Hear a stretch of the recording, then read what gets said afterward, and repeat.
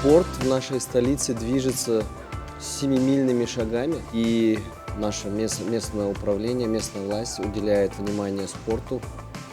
Это заметно в целом, потому что появляются различные спортивные площадки по городу, различные. Наверное, основная масса людей все равно ходит в спортзалы, посещает спортзалы, различные виды секций, различные направления. Ну, я считаю, что сейчас, в данное время, очень много народу тренируется, очень много народу уделяет себе внимание. Все мы знаем, что молодежь – это будущее не только нашей страны, в целом будущее всего мира. И как раз-таки нужно вкладывать в те идеи, которые действительно актуальны на сегодняшний день. И все мы знаем, что именно сегодня как раз-таки спорт очень популярный. Все больше и больше людей, не только молодежи, но и все слои населения, начинают заниматься спортом.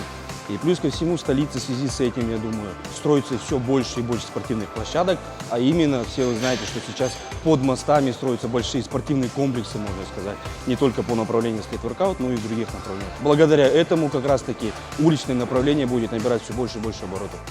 На данный момент, после того, как наш Елбасы, также наш президент, как сказали, то, чтобы развивать именно упор делать на массовый спорт, сейчас у нас очень, можно сказать, что много людей занимается, очень много разных игровых площадок для тренировок и для прогулки. И пожелание, конечно же, для других людей, для родителей особенности, отдавайте своих детей на спорт, потому что спорт – это здоровый образ жизни. В первую очередь спорт не только воспитает как физически, так и психологически, так и морально.